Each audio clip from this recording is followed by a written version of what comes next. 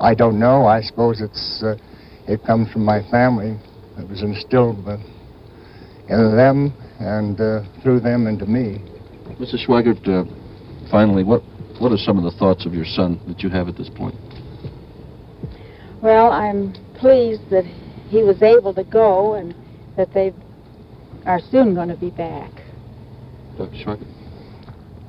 What, I didn't hear the... Well, the question is, at this point, as your son is about to return to Earth after a very trying, harrowing experience and so on, the other astronauts are back. What are your thoughts of your son at this point? I'm just glad that he's here. Ike? Yes, Walter. Ike, I'm just sort of curious. First of all, I want to thank the Dr. and Mrs. Schweigert for being with us this morning like this, and young Mr. Spinelli there. But I'm wondering, all of us parents face little decisions along the road with our children that seem to be crucial as the years go on. They develop that way. Back when Jack was in the 8th grade, he begged to take flying lessons, and the Schweigerts yielded, saying if he made some of his own money, as I remember it, he could do it. Any regrets that he took to this life, which has led him to be an astronaut and have to scramble to safety from way out there 200,000 miles from Earth? Walter, we're having some technical problems here. Could you please repeat the question? Yeah, I'll try to make it shorter this time, as a matter of fact. One of the technical problems we had was one of those airplanes that Jack Schweigert likes to fly flew over our house, and we didn't quite hear. We were drowned out somewhat. Would you please go again? Well, I was asking if in these last few days, if they had any regrets that back when he was in the 8th grade, they yielded to his pleadings to take flying lessons. Dr. Schweigert, do you have I have no regrets whatsoever. Mrs. Schweigert, No. Dr. Schweigert was in England at the time, and he just said get him a good instructor and make him earn half his money, so then we didn't have any regrets. Do you have any regrets at all that he entered the astronaut program, No. or that he wound up in a predicament up there? No. Well, Dr. and Mrs. Schweigert, as well as Shira, I'd like to say that Jack's done something that very few men have. He has flown around the moon, and this is still a fairly unique trip to all of us. Oh, that's awfully nice. It's a trip I'd like to have. Would you? I would, too. So would I. I don't think I would. I'll stay home. How about, let's ask Bill, do you want to fly around the moon someday? Yeah. If you become an astronaut, which you've not decided to do. Okay. Well, I believe that's about it. Thank you very much for coming out, and I suppose the rest of the morning you'll be right by the television set. Yes, we will. And following the rest of the flight. And good luck to you, and we all share your confidence and your optimism. I'll have to treat my own eyes, you know, TV eyes. Thank you, sir. Oh, come on, Dr. Schweigert. Watching KLZ in Denver never hurt anybody's eyes, I'm sure. I agree with you. All right. Thank you very, very much, Dr. and Mrs. Schweigert. Thank you very much for being with us this morning. We can listen now to audio tape of the last few minutes in the communications between the spacecraft and mission control. Let's listen in. Apollo Control, Houston, 140 hours, 16 minutes down to the flight. Network... Go ahead. Roger, we have Command Module AOS, request Omni Charlie in the CM, over. Omni Charlie, okay, stand by. That call up from Joe Kerwin, confirming that Honeysuckle has acquisition of signal on the Command Module S-band. We're at 140 hours, 16 minutes, Apollo 13, 21,092 nautical miles away. Known as yelling through the tunnel. It's the 1MC.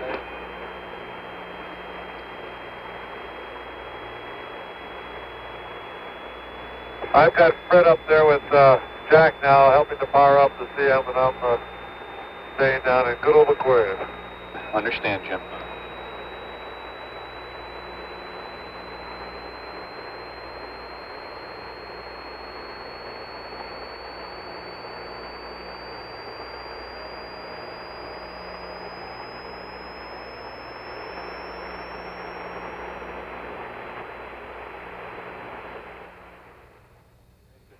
I don't hear him yet. It appears to be a little chilly inside the command module cabin at the present time. We have a reading of 38 degrees. First 74. Stand by for just 1 minute, Jim.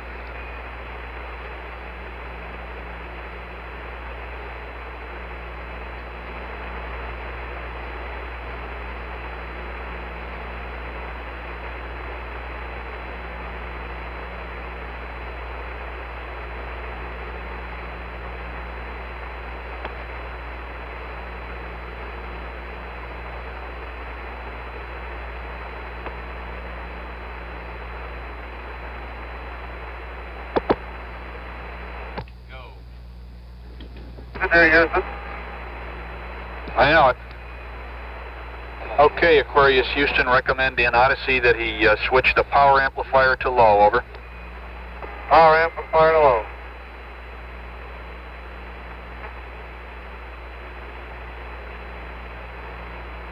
It's been switched to low, Houston. Roger. Okay, verify the power amp talkback is gray, Jim. Okay.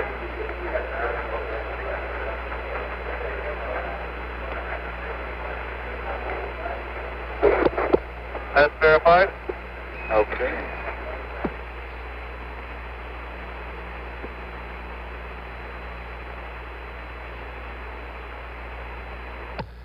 We're at 140 hours, 23 minutes now into the flight. We presently show Apollo 13 at 20,257 nautical miles away and having a velocity of 13,622 feet per second. This is Apollo Control, Houston. That translates to 23,750 miles approximately out from Earth and a velocity of 9,140 miles an hour. So Fred Hayes is now in his right-hand seat as the lunar module pilot in the command module, and Jack Swigert presumably is in his center seat where he rides as the command module pilot, leaving the left seat for Jim Lovell, who will be climbing up out of the lunar module in another, about half hour from now. I think I understand that they'll run this one now. Jack will do the controlling for the re-entry, so Jim will probably be in the center seat. This is the technique they've worked out to relieve the training load for the lunar module crew, particularly with all the extravehicular walking they do on the moon. The command module pilot will then basically fly it back home. Well, now, is that the way they take off also? No, Jim took off in the left seat. So the couches are no longer custom fitted as they were in the older days. There was a line in one of the advisories from Houston last night that they would re-enter as they left. Maybe it didn't mean to be technical. Maybe it just meant they were going to re-enter in the command module, which I think they will do. Indeed, they have to. It's kind of surprising that the temperature is still so low, 38 degrees up there, because we've been told that Jack Swigert was reasonably comfortable in the command module, but 38 is mighty cold. It's a lot colder than it was last night when the temperature was reported down in the low 40s. But it should start warming up now. As well as they use the power, because you recall they're really in a thermos bottle, and this electrical power is utilized. The byproduct is heat. The temperature should come up. You know, it's amazing. I think back of how we, in our early checklists, way back in Mercury and then Gemini, and even on the early Apollo flights, would pre-cool the cabin to avoid the heat of re-entry. And I can recall some of those sweat boxes I was in for stress tests for heat of re-entry. Now here, they're down to 38 degrees, which is, I would say, very well pre-cooled. Going to drop an ice cube through the atmosphere. It may start all sorts of chain reactions in the weather. Probably shouldn't even suggest that, because people do think that, you know.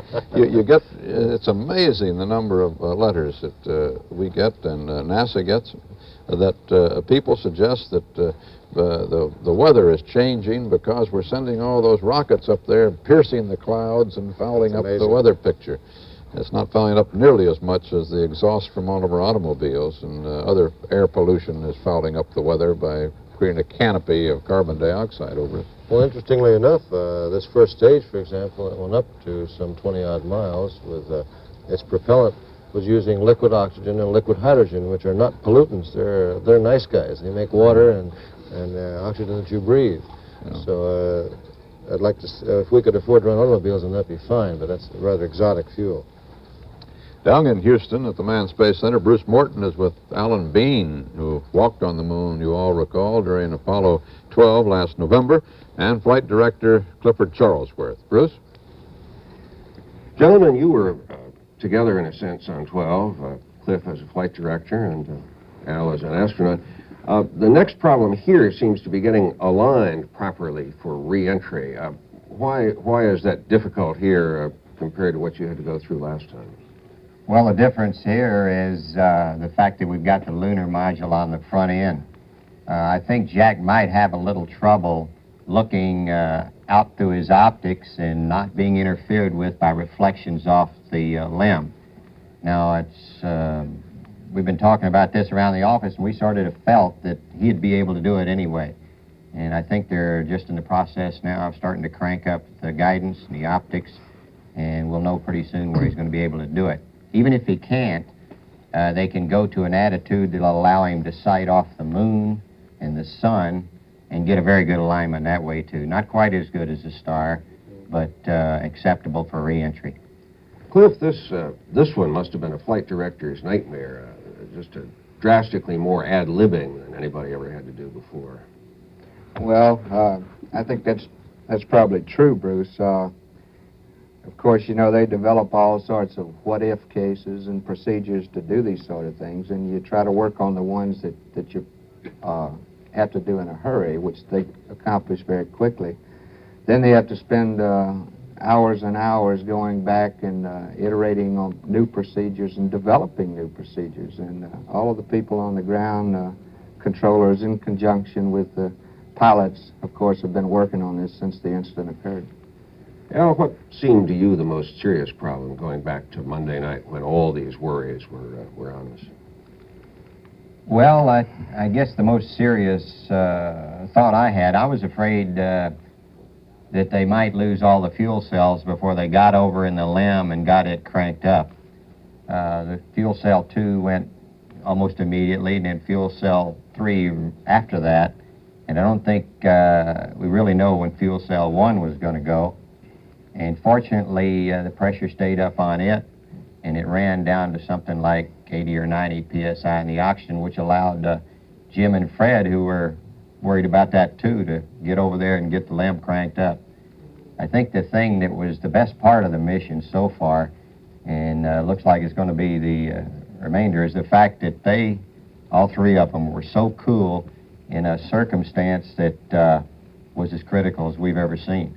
The same thing was true over at Mission Control. I was over there at the time, and everyone there knew his job and performed real calm and collected.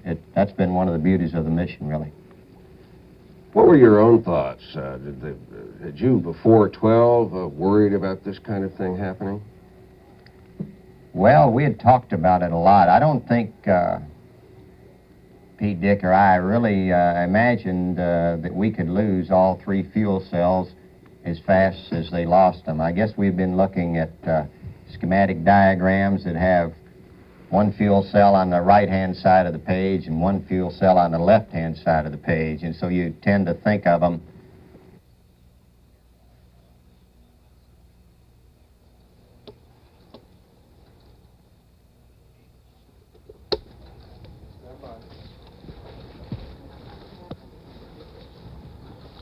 Apparently we lost our audio line with Houston as we're talking to Alan Bean there, the astronaut who walked on the moon with Pete Conrad in Apollo 12, and with Clifford Charlesworth, one of the flight directors.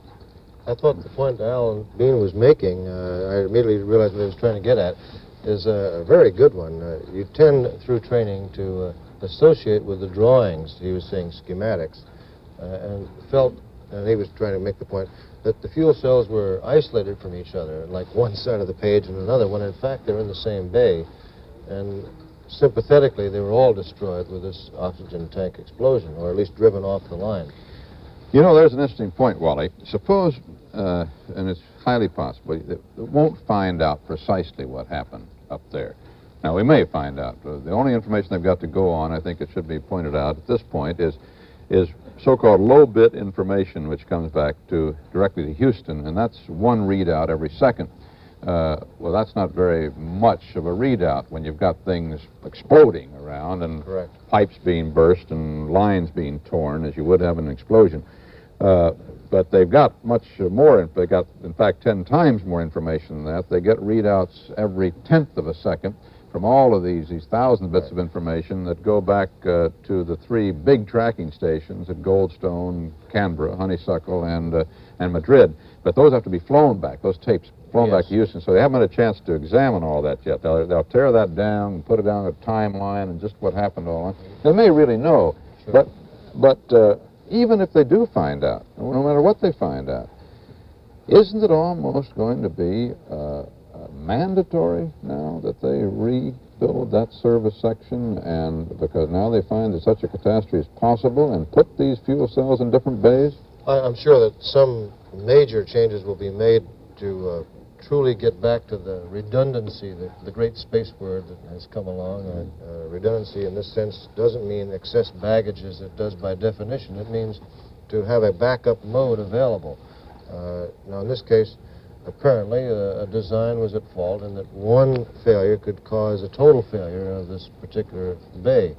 Now, some components may have to be moved out of there to another area, or some swapped around. This kind of thing, I think, ultimately will be a valuable lesson to our space program, and that fortunately this did happen. We didn't have a cataclysmic failure, and if you recall, you and I had a moment to talk where, can you imagine the nightmare this would be if it happened on a trip to Mars? We couldn't afford to wait 6 months to get back. Or we had people in a space station. We can't afford to have this type of calamity. Now, the calamity can be designed out. It'll be reviewed quite thoroughly. As you say, these miles of data will be reviewed, but the design will have to change to accommodate a similar happening, even though you design that out, too. Meanwhile, we aren't yet complacent about getting Apollo 13 back. Everything's looking fine this morning. It's just everything's gone precisely as planned so far. The service module has been separated. The command module power is coming up as planned. The lunar module separation is coming up. Everything is on schedule. They haven't gotten in trouble with their timeline yet. They haven't fallen behind on any tasks. And things are looking very good for that scheduled splashdown now, 2 hours and 19 minutes from now. Even the weather is cooperating. It's cleared up down the southwest Pacific so that it is good for a landing. 10 miles visibility, little cloud layer at around 2,000 feet, winds at 17 knots and 4-foot seas, but that's well within the acceptable limits of the weather.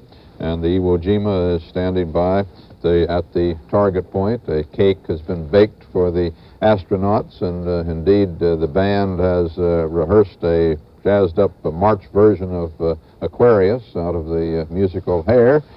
It's had to do that over the last couple of days. It had planned to play the Fra Mauro March in honor of the men coming back from the Fra Mauro area of the moon, but it would be a little inappropriate, they feel now, since these men feel badly enough about not having been able to complete their mission to Fra Mauro. But with all of the things going well, there's nobody sitting back and applauding yet, or standing up and applauding yet. We have still some critical maneuvers to do. We've got to get rid of the lunar module, and then there is the normal hazard of re-entry. The flight will be normal after the lunar module is jettisoned. We have been assured it'll be just like other re-entries. The command module is believed to be intact, but that is one of the critical points. Whether the heat shield is in as good shape as it should be.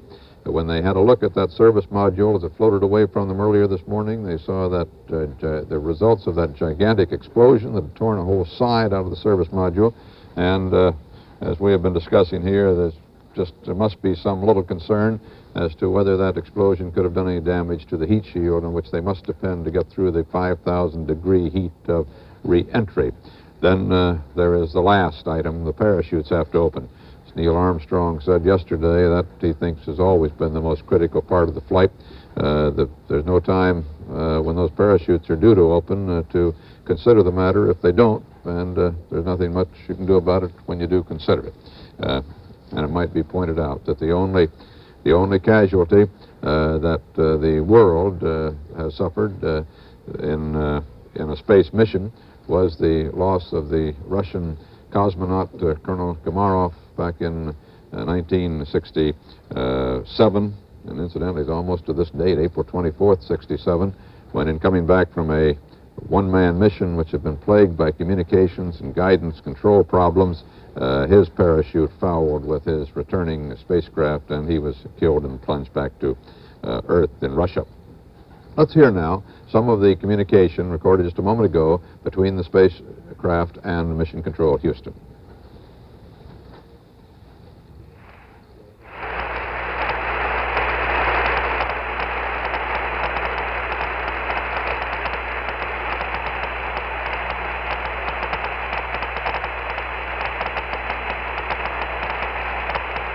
Well, let's not hear some communication from Houston on the spacecraft itself. Let's instead hear some communication back at with Bruce Morton and Alan Bean and Charlesworth. Cliff Charlesworth. Cliff Charlesworth. All right. I've done that to Cliff too. It's Charles Cliffworth. Cliffworth. There you go. Walter, now that you can hear us again, we were talking about one of the things you mentioned just a minute ago, the possibility of there being some damage to the heat shield. How about that? Well, I like Wally's analysis of it earlier this morning, namely that the heat shield is stainless steel honeycomb with a phenolic rosin in it. It's built to withstand the temperatures, pressures of re-entry, the impact of landing, and as such, it's one of probably the strongest structural members on a spacecraft. Whereas the side of the service module and the aft end of the service module is relatively weak. It doesn't have to absorb anything but launch loads and the thrust of the engine. And as a result, any explosion is going to tend to follow the path of least resistance, go out the side as Jim and Fred reported that it had done. And as a result of that, my feeling is that the heat shield's probably in good condition. Now realize this heat shield is not like a pane of glass. It's tough. Its ability to absorb even particles embedded in it wouldn't degrade its ability to withstand the heat of re-entry at all. So if some small metal fragments went up into the honeycomb, I doubt if we'd even know it, and even when you got back on Earth, maybe you could find some fragments of it, but wouldn't bother you a bit. Is the worst over now, or are they out of the woods? To my point of view, they are. They look like they were 99% out once the situation got stabilized around the moon. I think they got rid of 0.9 additional percent when they got rid of the service module. As you know, there's no reason to believe anything could go wrong with the separation of the limb from the command module simply because the front end of the command module hasn't been affected. All the pyrotechnics for separating the two are there. You've got a completely redundant system. And once they do separate, we're back into the normal re-entry condition that we've had since Apollo 7. Cliff, do you foresee delays in the space program now? Well, I think that's pretty hard to predict right now, Bruce. We've got to go back, figure out, or try to figure out what happened, and it's my view that there's at least a chance you may never figure out what happened. But in any event, the analysis has to be made, the detective work, so to speak, and once you've done that, then you can look at what the remainder of the flight program will have to be. Cliff, you and Al have both switched over now to working on Skylab. 56 days in space, that seems like forever. It might if you didn't have some improved food, I'll tell you that. Al's the chow hound. Walter? I understand, Al, that they found they've got a refrigerator, a reefer up there in that command module, and they're not worried about refrigerating food any longer. They said the hot dogs were frozen. Those are one of the tastiest items we had. I don't know how they are frozen, but they were pretty good room temperature when we were there. I thought Jim Lovell sounded a little wistful when Deke Slayton offered him a cup of hot coffee. Yeah, it took him a while to answer. They won't, well, there isn't any potable water left in the command module system anyway, so they can't get any hot water out of that system, obviously, can they? It's even powered up now. No, there's no way. I imagine before Jim came back over from the from the LEM, that he filled up a couple of drink bags, juice bags, and they probably have those in the command module now, so in case they get thirsty. I don't suspect they have time to worry about mixing coffee right now. No, not right now. Thank you very much, Alan Bean and Charles Cliffworth. Thank you. Clifford Charlesworth. Thank you very much, gentlemen, for being with us this morning, taking a little time out of, I know, what has been a tremendously busy schedule for both of you, as with that entire team in Houston, getting all of these things tested so that you could tell the men up in Apollo 13 that what you have figured out for them and what they've helped figure out for themselves will work. And that's the name of the game right now. They, in about another 12 minutes from now, will be maneuvering to the lunar module jettison attitude. That is, with the lunar module out at a 45-degree angle from the command module. And at that time, they will close the hatch. That hatch closing comes at 11:23, or some 27 minutes from now. At that time, that's really the next critical function. That hatch has to be closed. They cannot come back with it open. That would destroy the seal and integrity and the pressure system within the spacecraft itself. There's no reason why they expect to have any trouble sealing that hatch. They've practiced it, and it works.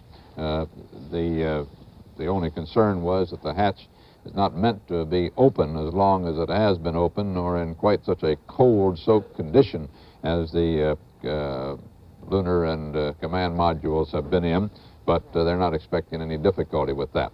Then, as has been explained earlier, they will leave in the tunnel that is in the lunar module, between the lunar module and that hatch.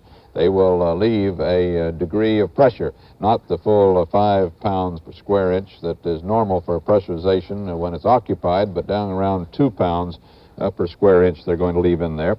And that will be used to actually separate the lunar module from the command module.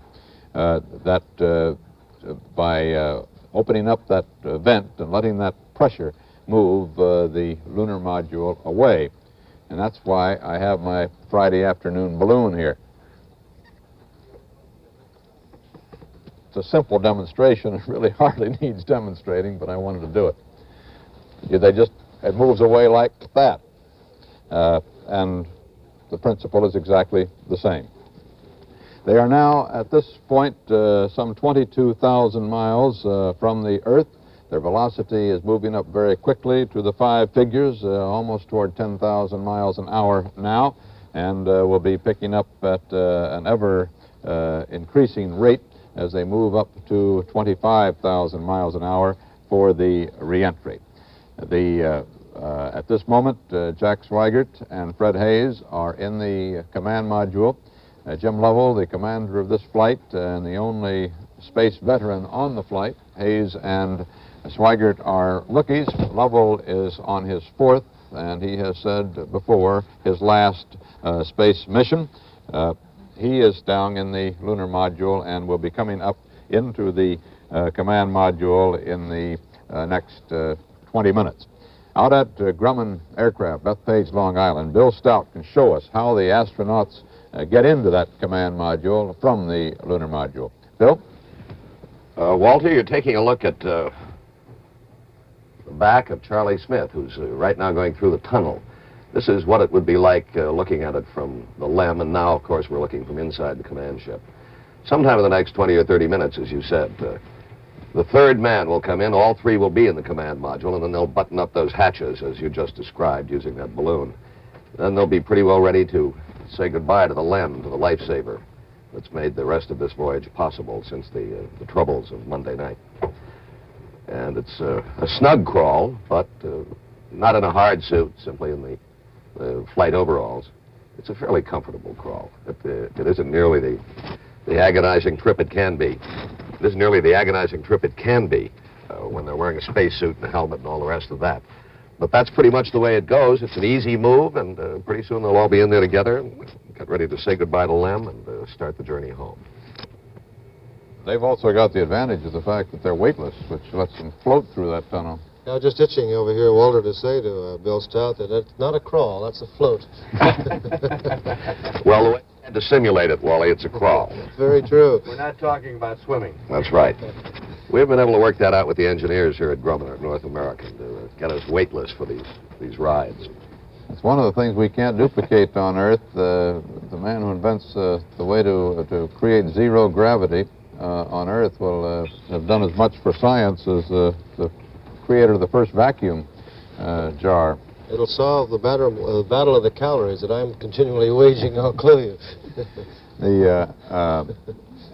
This matter of getting up through the tunnel and the weightlessness and that whole tunnel, the tunnel turned out to be a bedroom or a bunk at any rate during the last couple of days since the spacecraft, the command module particularly got so cold.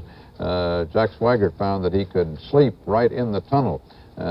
He had his head up in the command module, nice and cool, and the rest of his body down in the tunnel, and slept there. The other two astronauts slept in the lunar module, which really wasn't meant for sleeping over a very long period of time. They can rig a couple of bunks in there, but not when they're actually using it.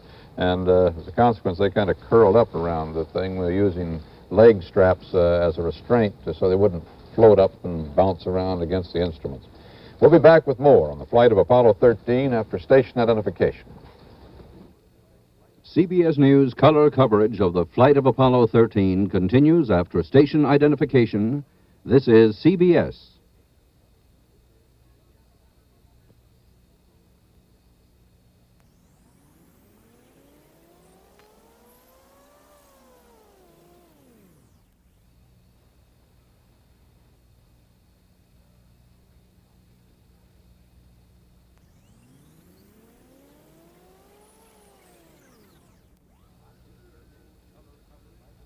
CBS News color coverage of Odyssey Returns. The flight of Apollo 13 continues.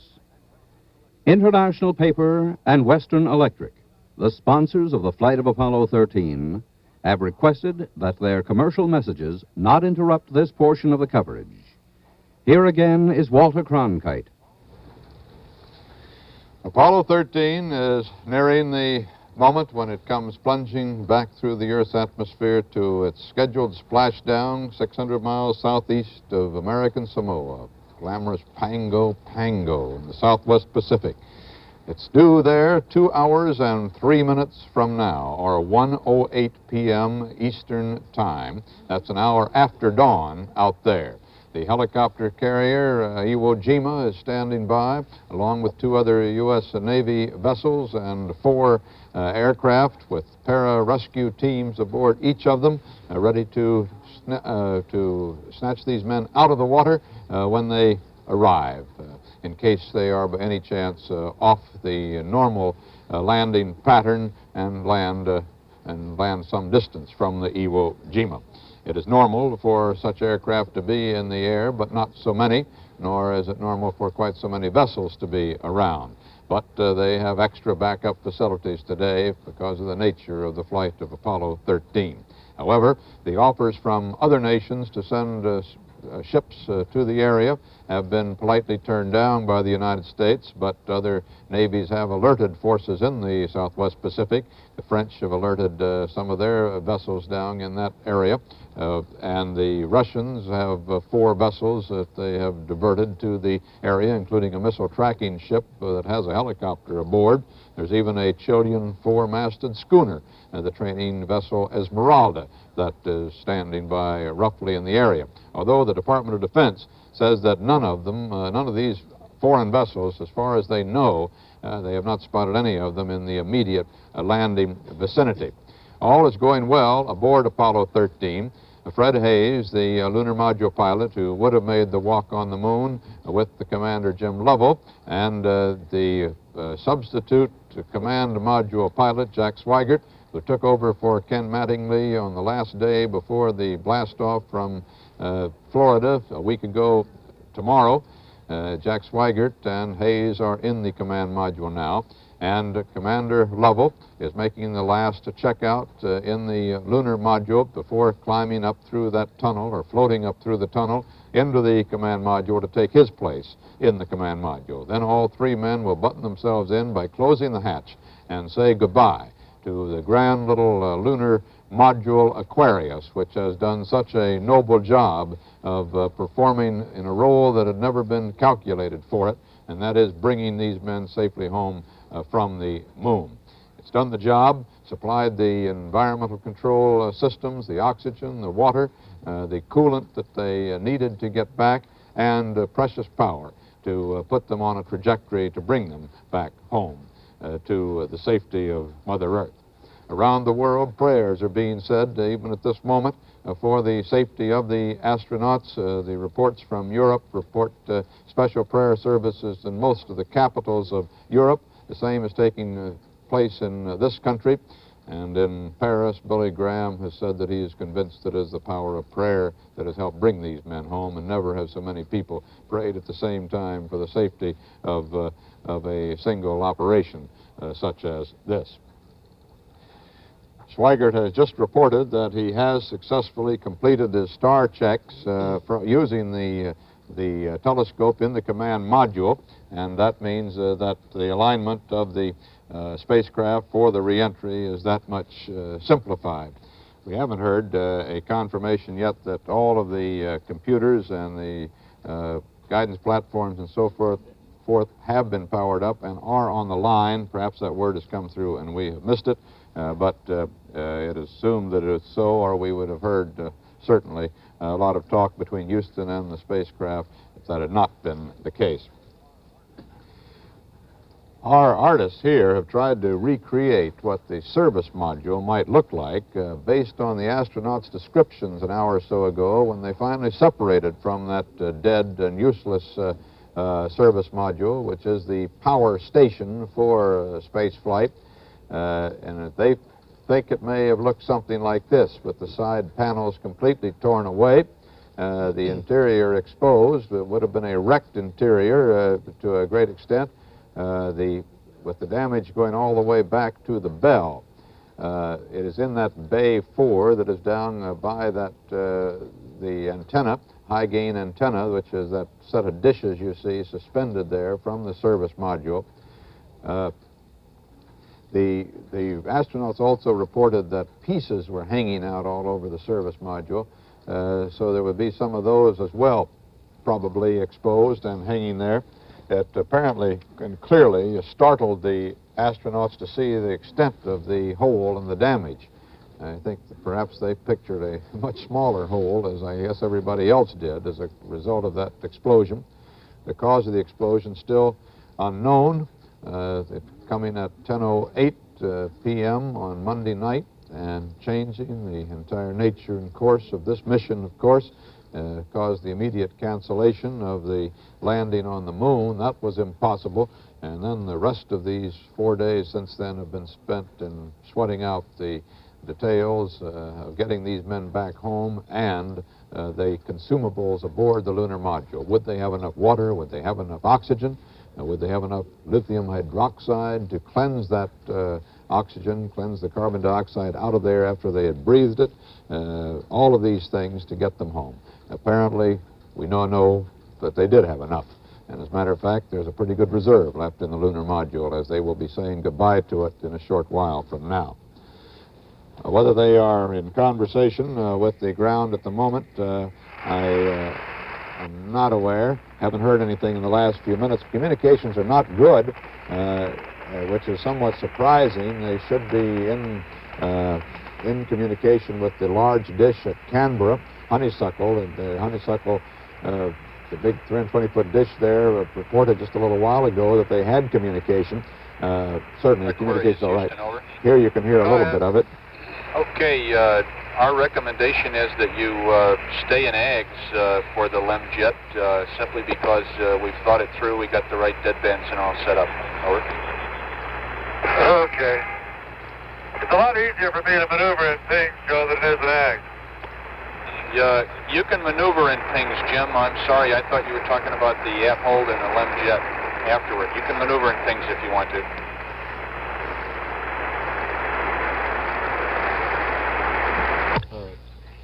Apollo control, 140 hours, 58 minutes. Apollo 13 now 15,786 nautical miles away. Velocity now reading 15,192 feet per second. Prevent him from getting the gimbal lock. I have to yaw out about, I'd say about almost 50 degrees. This is no problem here. Jim is in the Roger that. LEM, of course. Just stay out of gimbal lock, and that 45 degree isn't critical.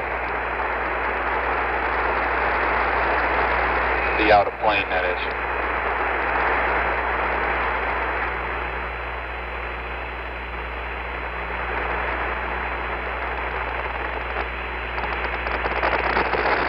Now let's go out to the Iwo Jima in the Pacific and CBS News correspondent Richard O'Brien. This is the hangar deck level of the aircraft carrier Iwo Jima, the prime recovery vessel. And already there's been some activity. All the helicopters now have been moved up to the flight deck where it's still dark. And I can see the frogmen behind me now getting their gear out and suiting up. They'll be topside in a short time. The situation at the moment is this. The weathermen are looking for conditions that, although not perfect, are a good deal better than 48 hours ago. They say at recovery time, a little less than 2 hours from now, we should have low scattered clouds, a visibility range of up to 7 miles. That dropped 3 miles from our forecast last night, with just a possibility of light rain showers. Winds up to 15 miles an hour, which poses no problem. And the seas running only 2 to 4 feet, with swells 3 to 6 feet. At the moment, we are 540 miles south-southeast of Samoa, or 2,600 miles south of Honolulu, or 4,000 miles south-southwest of Los Angeles. Deep in the South Pacific, below the equator. In just about 2 hours from now, Apollo 13 should be back, with the helicopter recovery teams and the Navy frogmen hard at work. The helicopters will be taking off in about an hour from now to be on station well and in advance of the time James Lovell, John Swigert, and Fred Hayes come hurtling out of that sky. Once aboard, the 3 astronauts will go immediately to the ship's huge medical facility. The physical examination should last about 3 hours. There are no less than 9 doctors aboard to handle those examinations, 3 doctors per astronaut. The plan is for the Apollo 13 crew to remain on board overnight, then be flown back to Samoa tomorrow, en route to Honolulu, and then back to Houston. But at the moment, even that seems too far off to think about. Every man aboard this ship has only one major concern for the next few hours: find them and bring them back safely. Richard O'Brien, CBS News, aboard the aircraft carrier Iwo Jima in the South Pacific. The spacecraft is now 17,855 miles from Earth. Its velocity 10,432 miles an hour. It'll get up to 25,000 miles an hour and a little over before it plunges into the Earth's atmosphere, or just as it does plunge into the atmosphere. Let's listen in again now to Mission Control and the Odyssey. Okay. And Aquarius. They're still attached. Jim Lovell is in Aquarius, the lunar module. Fred Hayes, Jack Swigert are in Odyssey of the command module. Joe, ring 1 is 50, ring 2 is about 42. In the next Ring 1, 50 copied. What was the other? in the next few minutes, we should hear Jim Lovell report Thank that you. he's beginning to move up to the command module. They're scheduled to close the hatch between them. Okay, Houston, another Aquarius, I'm 7 at the left step attitude, and I'm planning on bailing out. Okay, can't think of a better idea, Jim. Sound like Jim I will Hughes. go to Ags at hole if you want me to. We recommend that, Jim. Almost with reluctance, he's leaving that beautiful machine. Yeah. There'll be a certain nostalgia, I guess, in saying goodbye to Okay, certain emotion, Aquarius, anyway. Houston in Ags at hole. We recommend wide deadband, over. I'm in back, deadband. Roger.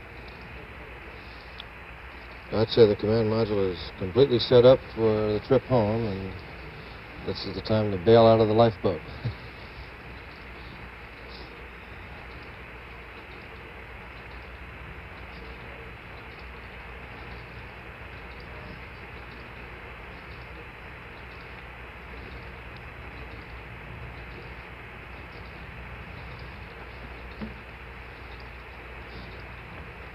Aquarius, Houston, don't...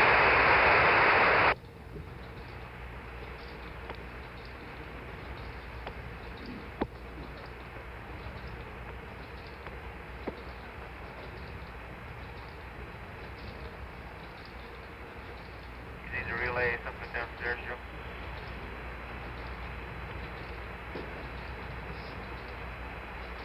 Odyssey, Houston.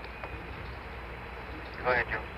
Okay, our troops would like to have you go to the systems test meter and read out the injector temps on RCS for us. This is a meter down Okay, below inward. where you can read more data. It supplements the gauges, the dials that you see on the normal main instrument panel. They're checking on temperatures for the various systems that are now responding to new life, really.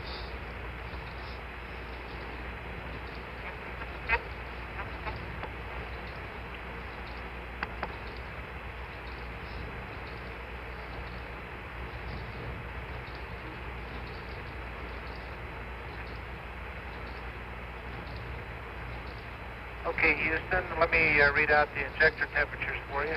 Go ahead. 5 Charlie, 4.2. 5 Dog, 4.6. 6 Alpha, 4.3. 6 Bravo, 4.3. 6 Charlie, 3.6. 6 Dog, 3.6. Okay, copy that. No complaints.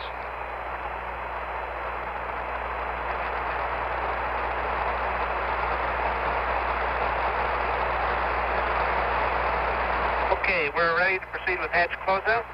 Okay, did Jim get the film out of Aquarius?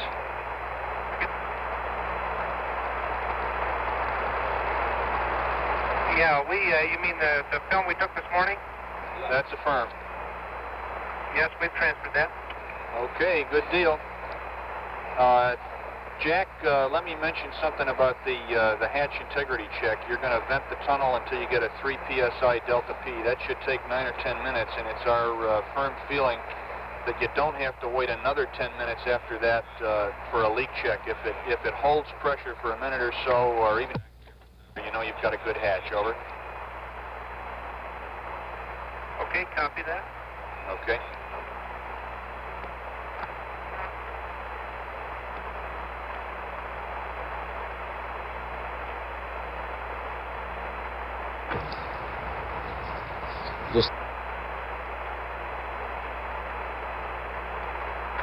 I'm just thinking this is going to be the shortest lunar mission we've ever had.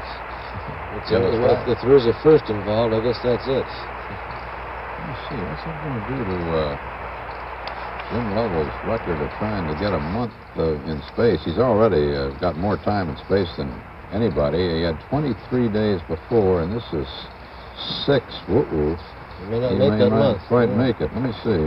Get those figures out here. He had a total of 572 hours before, and he's adding 142 to this one.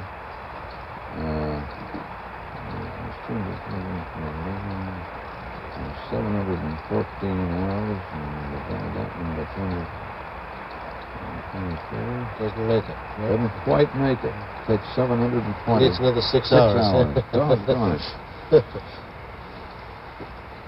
Well, shucks, he could have been the first man to have a month in space. Apollo Control Houston, 141 hours, 8 minutes now into the flight. Apollo 13, presently 14,468 nautical miles out from Earth. All three crewmen now in the command module preparing to install the hatch. We show 32 minutes, 40 seconds away from scheduled time of lunar module jettison. This is Apollo Control Houston. That hatch insertion is no easy matter, is it?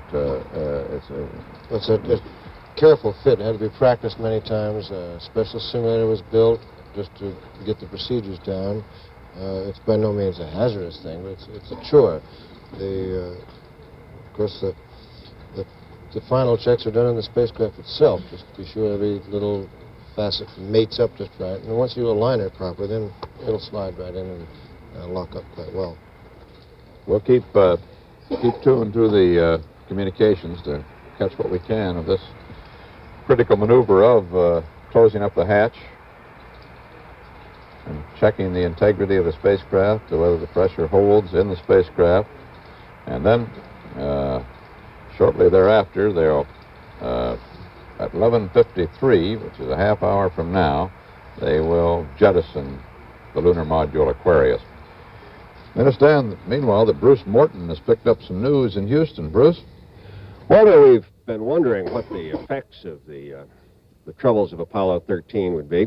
CBS News has learned that NASA plans to appoint a review board. We understand that announcement may come as early as this afternoon in a news conference by Dr. Thomas Paine, the administrator of NASA. It will do more, obviously, than just go into the cause of the explosion. It will try to look at procedures, checkouts, and see what might have been done differently to prevent all this from happening. Something on the order of the NASA Review Board, which you remember, which followed the tragic Apollo fire in which 3 astronauts died. This Review Board, to repeat, due to be announced shortly, perhaps as early as this afternoon. Walter?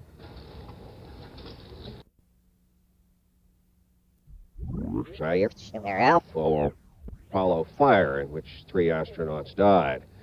This Review Board, to repeat, due to be announced shortly, perhaps as early as this afternoon. Walter? Thank you, Bruce. Obviously, that's going to be a long and detailed examination. There was a review board similarly set up after the Apollo 204 fire, yes. which the 3 astronauts were lost.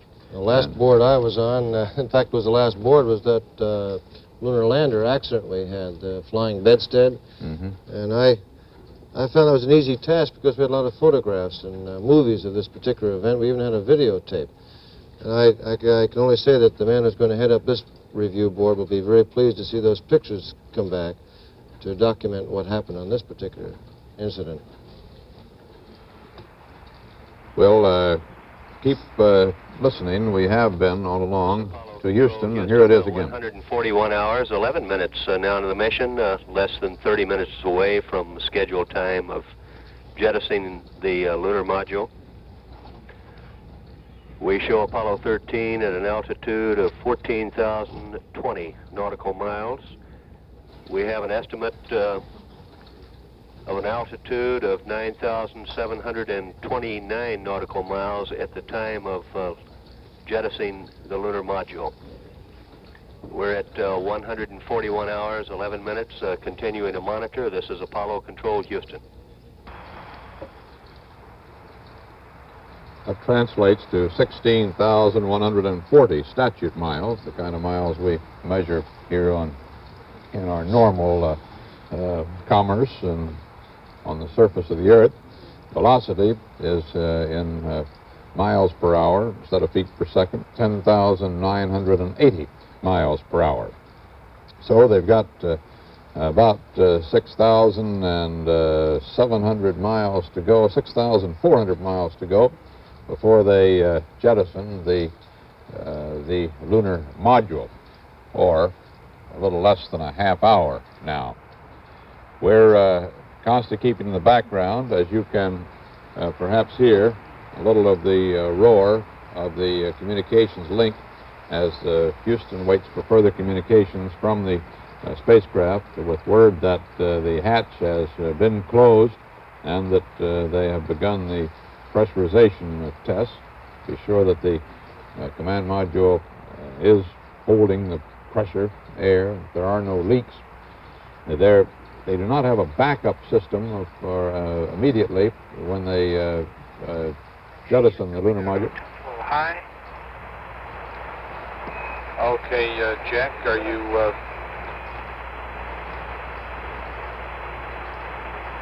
Well, we might be pressurized in a lot of the system that was not pressurized. Yeah. Roger, I expect that's the O2 case. Let us flow. check. The oxygen. Okay, take a good look at cabin. Okay. This is O2 flow high, is what Jack was talking about, and now they're filling up a lot of voids that were probably empty, and this is the indication. But I can recall seeing that light come on with great regularity. So it's a hair-triggered one that comes on a fairly low setting. By no means. The oxygen flow. Just verify your direct O2 is off. Over. It's not something. Yes, sir, that's verified. Okay, and it's dropping now, Joe. Raj, we think you were just pressurizing the cabin up to that regulator's particular spec.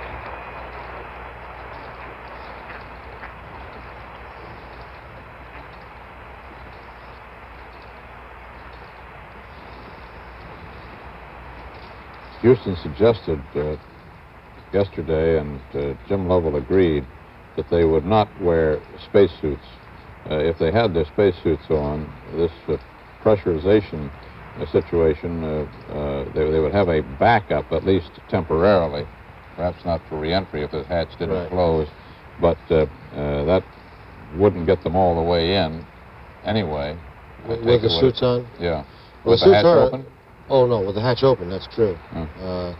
But the suits were really a backup from the beginning to the spacecraft, whatever it was, the cabin, in other words. Now, of course, the suits are required for extravehicular work on the surface of the moon, or transfer in case the LEM didn't dock, this type of what-if world. But for a short-sleeve environment, it's perfectly normal now. They've calibrated the command module. It wasn't leaking, or we would have lost oxygen, even though the LEM was providing it through that hatch, because it was basically connected, just another room with the door open. So the command module integrity had to be good, and that was already validated. So now all we're doing is seeing a case where the command module oxygen supply is providing its own environment at last. Go ahead. Okay, we're observing now middle gimbal angle getting a little bit high. The LEM appears to be dead banding okay within its attitude, but just wanted you to know that we're keeping an eye on it, and if it does get too high, we might want you to punch off early. Okay. The reason for this is they don't want to tumble their Verify platform. that the hatch is secured and that you are venting the tunnel over. That's verified. We have a delta P of 2.8. Real good, real good. That's a differential pressure. The hatch is closed. It's firmly closed. There are no leaks because they've got a difference in pressure now between the two spacecraft. So the lunar module Aquarius is now all by herself out there, really. She's not detached yet, but she's been sealed off. Control Houston at 141 hours, 16 minutes into the flight. Apollo 13 now 13,283 nautical miles away from Earth, with a velocity building up now to 16,350 feet per second. Mike, can I proceed on and kind of punch off early, or do you want me to punch off at exactly 1 hour? Jack, when you are comfortably ready to punch off, you can go ahead and do it. Okay. So they are going to let the LEM go a little early, apparently. It was scheduled for 11:53. That was Jack Swigert receiving confirmation from the ground from Joe Kerwin that he can jettison the lunar module at his convenience. So we'll stand by for that possibility at any time. We're at 141 hours, 17 minutes into the flight of Apollo 13.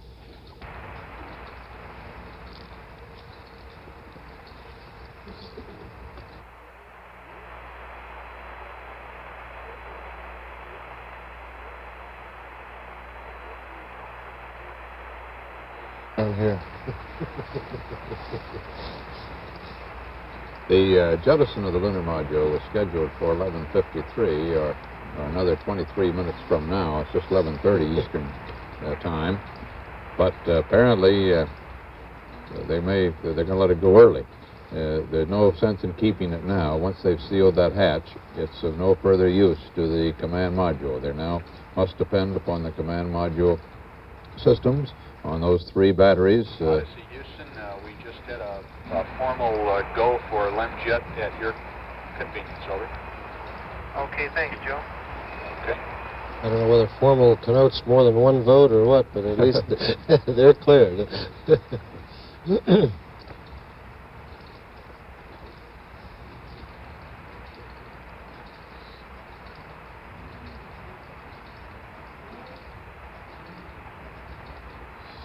You should have saved your balloon for this event, Walter. I've got another balloon. Okay, Odyssey Houston, we're ready for you to bring the BMAGs on and warm up, and all other things being equal, we'd like you to go through to LEMjet on the checklist you've got. And that is okay, BMAG will 1. do. That's BMAG 1 now, as you know. Yeah, BMAG 1 is in warm-up. Good deal. Okay.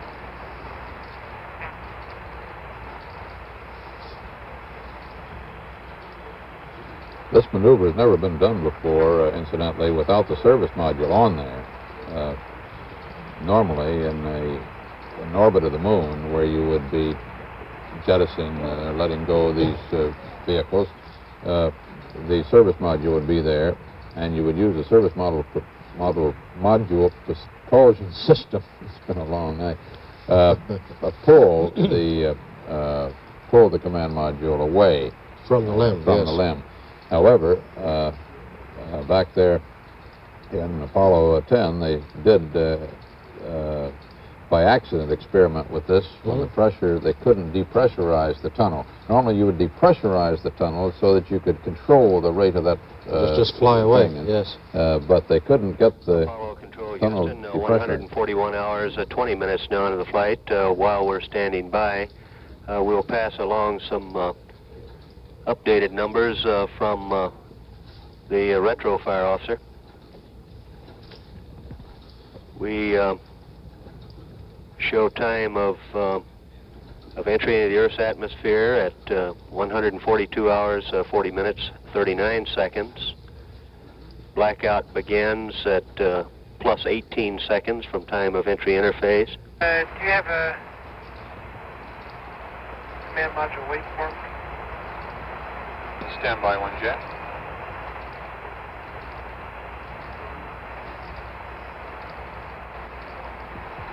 Blackout ends at 3 minutes 23 seconds from time of entry interface.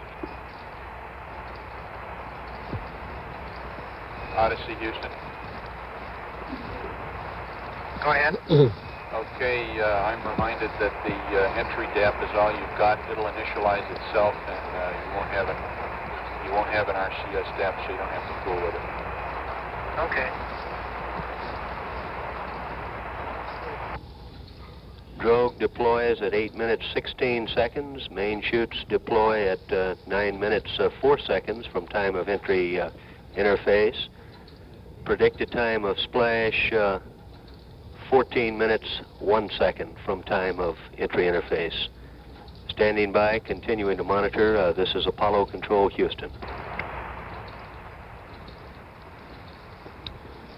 Well, those figures didn't change anything we had listed here since they fed up the new flight plan data last night, except by a second or two.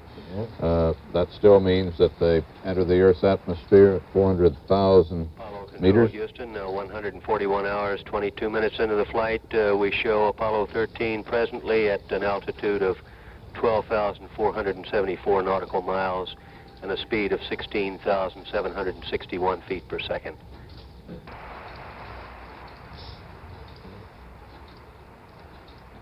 $400,000 feet. Thank you, Wally. They hit the atmosphere 400,000 feet at 12:53. Add a few seconds. Out there on the SDS power up. That's affirmed. Okay, I'm coming down here to a step that says FDAI power off. Is that what you want right now, I guess? Huh? Go ahead. Okay, Jack, that FDAI power off is to stop momentary glitches as you bring up the BMAG, put it on, and you turn right around and put the FDAI power right back on one. Okay, I don't have the BMAG temp light out yet. Do you want me to go ahead and put the BMAG on with the temp light still on? That's firm. We can go ahead and you'll have a good stable rate. All right, let's do it. That capsule communicator, the voice here on the ground, is Joe Kerwin, and that particular astronaut talking up the checklist before the jettison of the LEM is the lunar module pilot. Or no, it was Jack Swigert, I believe, the command module pilot. You notice Jack is, I call this negotiating, where he's checking each step if he has any reasonable doubt, even though the checklist has been gone over by hundreds of people on the ground. It comes down to that last bit. Well, it's my little body up here I'm worried about, and he's going to check every one, which is appropriate. And, of course, there's the whole team down there nodding for Joe Kerwin, say, yes, do it this way. What does happen there? The capsule communicator is sitting there. He's the one voice that talks up to the spacecraft. Everything funnels through him. He's so the filter. There isn't a babble of voices. Right. But everybody else, as we've seen frequently in those pictures of the Houston Mission Control, since we've been permitted that picture while the mission is on, that's only been the last couple of missions.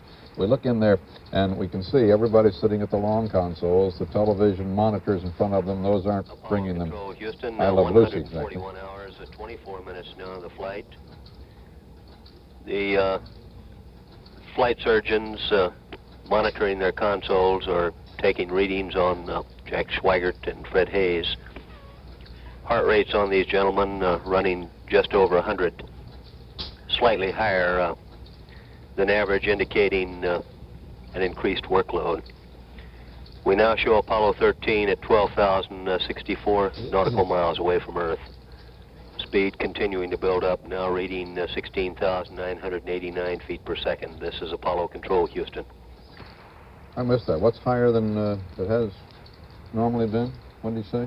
The re-entry velocity, I believe. Heart rate. Oh, heart rate, Heart rate's a little higher. Yeah, normally most of us stroke along around 65 to 80, and I suspect that these fellows, for one, are tired. They haven't had much sleep. They're reserve Dexedrine will do that, too. That'll do it. That's right. That's an upper. Yeah. And they got up to 100 in the 120s, 115, 120 when they had their trouble on Monday night, which is normal. Well, these are very low rates in any case. You don't start really facing up to a high rate until you go up in the 180s. That was the normal cutoff we had for our stress tests. We're standing by to hear that they're separated from the LEM, and very reluctant to go elsewhere at the moment. We're tuned in. You hear the crackle of the communications in the background. Well, we were conjecturing about the controllers. Now, the capsule communicator, in this case, Dr. Joe Kerwin, is a flight surgeon as well, and of course an astronaut in training, will look at another console, let's say a systems expert, when Swigert said, well, now, on this FDI, do you want it off? This is the attitude ball, really, and he said, yes, we turned that off there. What he had done was look at another console operator who had an answer for him right away, and he'd usually get a thumbs up, meaning yes, turn it off. Now, this is how the communications are even more rapid than, say, talking through a squawk box to each other. They all have headsets on, you've noticed that. And they have a myriad of different channels they can converse on. And what they're watching in those television sets we see are monitors of particular readouts. Yes. We'll punch off at 141 plus 30. Okay, 141 Jack, plus 30. That's 4 minutes, 3 minutes and 15 seconds from now. In 3 minutes and 15 seconds, they will jettison the LEM. That was Jack Schweigert indicating that they plan to jettison the lunar module in about 3 minutes from this time.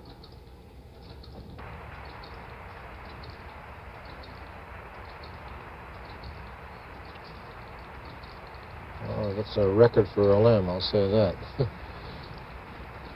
The lunar module Aquarius certainly deserves a plaque in the Hall of Heroes at the Space Center. I think there are quite a few boys at Grumman that deserve a lot of pats on the back for getting that one tested and performing as well as it did. No question about that. And to think that just 5 missions ago there was considerable concern about that lunar module. It had never been flown in space. The only place it can be flown, Houston, it's not capable of flying in Earth hours atmosphere. 28 minutes into the flight. Apollo 13 now 11,590 nautical miles away from Earth. For re-entry, the 3 crewmen will be traveling in a shirt sleeve environment, not in their space suits. We're standing by now for reports of jettison of the lunar module. At 141 hours, 28 minutes, this is Apollo Control, Houston. Houston, that hand rub there, I'm quite sure is Tom Stafford. I hope he's not polishing his head.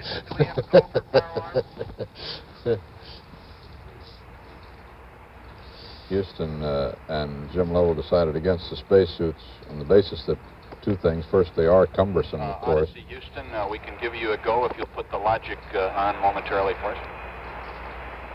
Okay, the sex logic is on. Okay, just copied that, and you are go for pyro arm. Real fine. Pyro arming is arming the pyrotechnics that blow the ring free that permits the LEM to separate. And that sex logic happens to be sequential control. That's gets you worried about I that just wasn't going to mention it. Abbreviated SECS. So they got quite a mission up there. Dexedrine and sex logic and... That girl singing Aquarius, too. Yeah. Got another 40 seconds about to go before this lunar module jettison.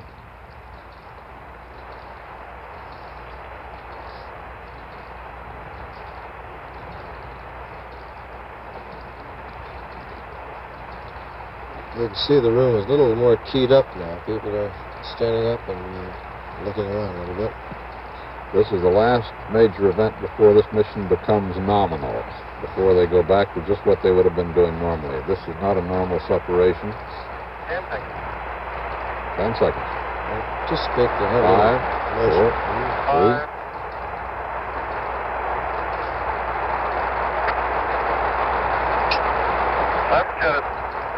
Okay, good. Copy that. Beautiful. Farewell, Aquarius, and we thank you. You bet.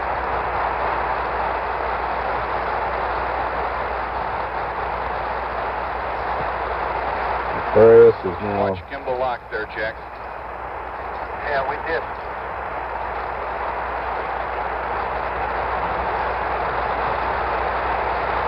I'm not sure what he meant by whether he watched it or whether he saw it. I think he watched it. This is Apollo Control, Houston, at 141 hours, 31 minutes into the flight. We've had lunar module jettison. And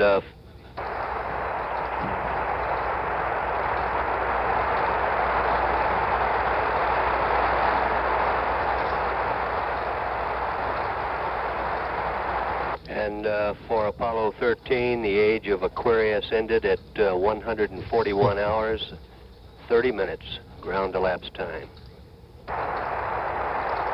In the words of John McLeish. Almost as poetic as Archibald McLeish, no relation as far as I know. And so Aquarius does drift slowly back and away from the command module so that there will be plenty of separation at the time they They both re-enter the Earth's atmosphere. All three of these parts now are separated. The service module, which was useless where the explosion took place. The lunar module, which was indeed a lifesaver and brought Houston, request nominee Bravo. command module safely home, and now the command module by itself. The lunar module will burn up on re-entry into the atmosphere, as will the service module, neither one of them having the protective heat shield that the command module has, nor any facility for directing their course if they did have a heat shield. So they will tumble and burn. There was one part, however, of the lunar module which is almost certain to re-enter intact, and that is a 24-inch long and 8-inch in diameter canister, graphite cask in which is plutonium-238, the radioactive isotope of plutonium that was to have been used to create the power for the atomic generator on the moon to give power to the scientific station to be established there. We have more information on what's going to happen to that lunar module fuel cask. It's 8 pounds of plutonium. Nelson Benton first at Grumman. Oh, Walter, if we were following the flight plan, of course, neither Scott McCloud nor I would be inside the LEM, but neither would this fuel cask be inside the LEM. We brought it in here to show it to you. And this, of course, is a mock-up. It doesn't have the real plutonium inside. But just so you can see what it looks like, if we can get it out. My hand? Yeah, I need a hand here, Scott. Afraid we were going to run into this trouble. Well, it won't come out, Walter, but anyhow, inside is a cask of plutonium that was to be used to power the scientific package that was to be left on the moon, and it's enclosed in what looks like almost a torpedo tube. And Scott, we've been checking with some of the chemists out here, and what do you find out about its survivability? Well, it will survive. It's designed to survive. When it enters the water, there should be no problem, and the chemists have told us that it's chemically and biologically inert. Which means no damage. It could not damage any individual that picked it up, even, except the heat. It would damage from the heat, or there would be radioactivity, but no danger of the plutonium inside reacting with any other substance. Right. And Walter, this may be the only part that comes through intact, if it indeed does, and if indeed they find it after it comes through. Don't feel bad about not being able to get that that core out of there. If you remember, Alan Bean and Pete Conrad had a little trouble on Apollo 12 exactly the same fashion. And finally, might be a suggestion for you, Nelson. Pete Conrad hit it on the side with a hammer and jarred it loose. Well, we don't have the right tools to do it with, Walter, to start with. Furthermore, Grumman might not want you hitting their cask on the side with a hammer right now. Well, we could tell you more about this atomic package and what it does by going down to Bruce Morton in Houston, who's with Robert Carpenter of the Atomic Energy Commission. Gentlemen? Walter, we don't have a hammer, but we do have a canister that works, I think. Mr. Carpenter, would you show us how this works, where the radioactive element is and where the casing is? Oh, this is the proper tool here, which Grumman didn't have. And this is the fuel capsule in a superalloy metallic container, which is the heat source for the SNAP-27 on the moon. This is the capsule and its containment that we're trying to protect during the re-entry of the graphite cask. Now, coming back, of course, this is back inside here, and this obviously is not plastic. This is the graphite casing, is it? That's correct. The black casing you saw at Grumman is represented here by this plastic, so you can see the internal construction. There's redundant protection here. The graphite outer layer is for ablative protection, and in order to prevent heat from transferring into the metallic capsule, we have an inner heat sink of beryllium represented by this shiny cylinder in the center here. Now, is there any chance at all, if this came in on a funny angle or something, of the shielding not doing its job and some radioactivity being spread? Well, different than the command module, which has to come in one side first. This has omnidirectional protection. It can come in side-on stable, so that the flat side is getting the heating, or it can come in tumbling. We've looked at both cases, and there's no problem in either case as far as the reentry heating is concerned.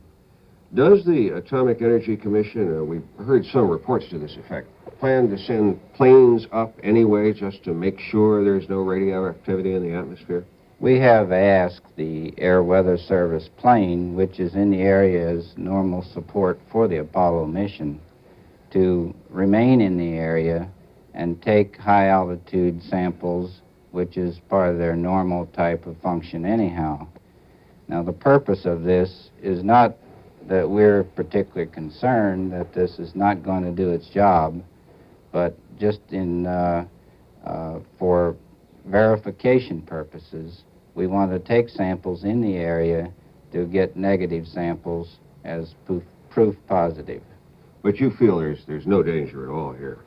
This has been looked at in much deeper angles than we're going to come in at today.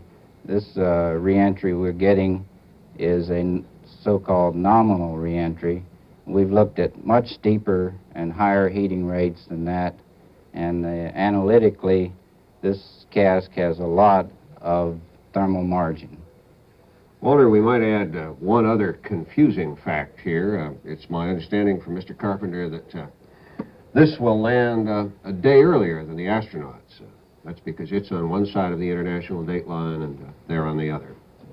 It actually lands 10 minutes before the astronauts, but it is a different day. Just barely, it must be. The astronauts, I think, are 500 miles west of the dateline, and this is supposed to come down about 500 miles. They're 500 miles east of the dateline, and this is supposed to come down 500 miles downrange from them, so it must be right about on the dateline, isn't it? Just on the other side, I think. Yep. That's correct. Well, interesting enough. And SNAP stands for System for Nuclear Power Auxiliary. Is that correct? That's correct. SNAP 27. Does that mean your 27th model? What happened to the other 26? Well, we've come all the way from one, and SNAP 27 just happens to be the number assigned to this. All right. This is the first atomic power plant flown in space, isn't it? The one that went up on Apollo 12, or has there been some other atomic unit up in space? SNAP 27 on Apollo 12 was the first one used on the moon.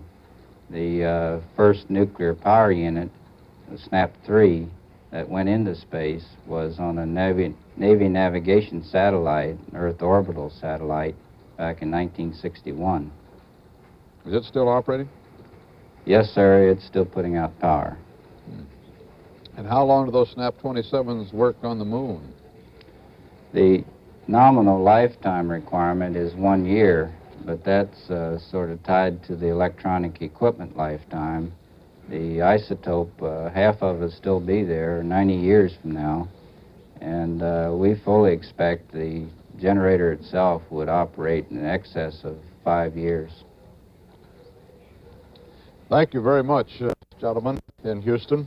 So we have the word of the Atomic Energy Commission that there is nothing to fear from the reentry, even the 5,000 degrees heat of that plutonium-238 in the fuel power cask of the SNAP 27 power plant that was to have been placed on the moon's surface.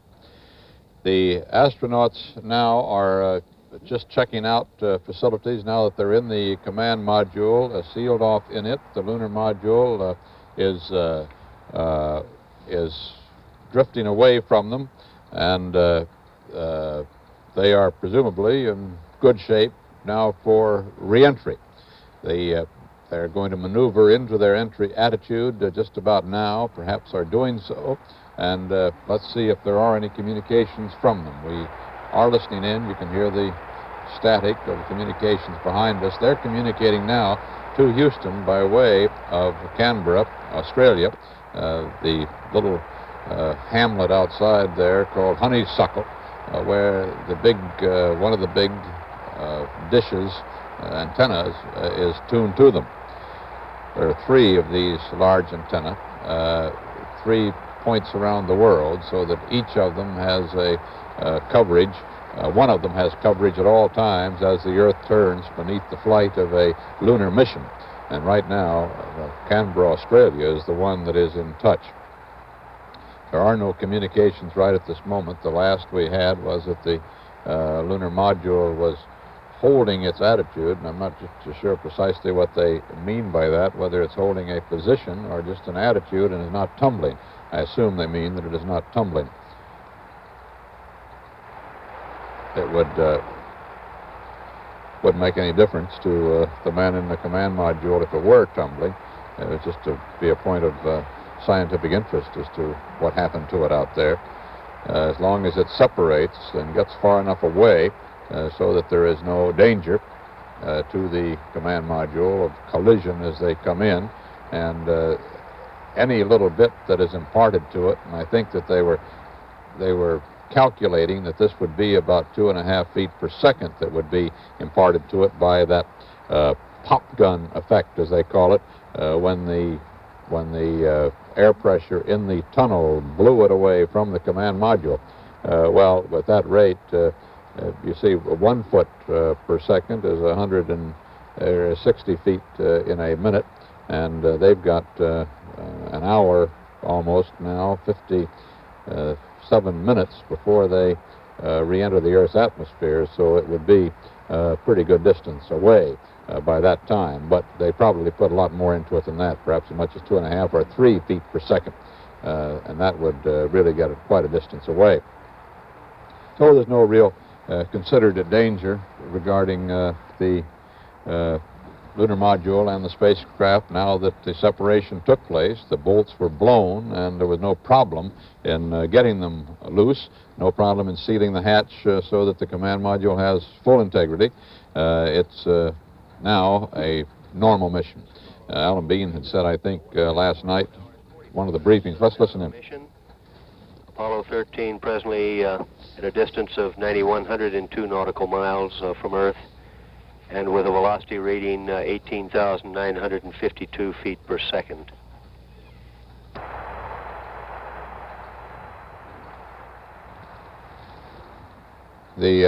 Alan Bean said last night that he considered the emergency over when the command module was separated, and so... Meanwhile, we have a listing of the crew members of the helicopters who will be airborne at the time of predicted landing. We read a estimated time of landing now of 1 hour 10 minutes.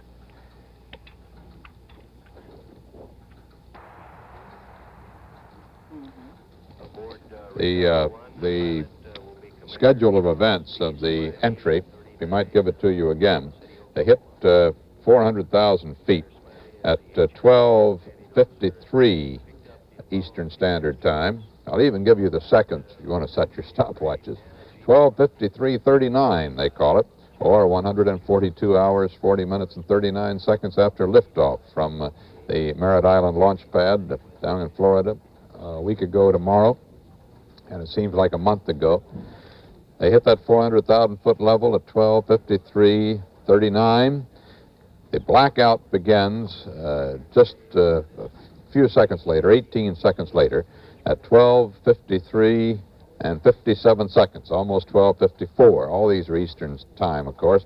The end of the blackout comes 3 minutes and just about 3 minutes later, 3 minutes and 6 seconds later, 12:57:03. 12:57 is the end of the blackout. Now that 3-minute period in there is the period during which the ion buildup as the spacecraft hits that atmosphere at 25,000 miles an hour, and it heats up with that ablative shield to 5,000 degrees of heat. Well, with such heat, the atmosphere is actually ionized. It's broken down into components that defy and have defied so far any attempt to get radio communication through. So it's a blackout period. For 3 minutes, we don't know just what's transpiring in the spacecraft. But then it comes out of the blackout period, telemetry begins again, the lights all come on into mission control, and they know that the men are through the blackout.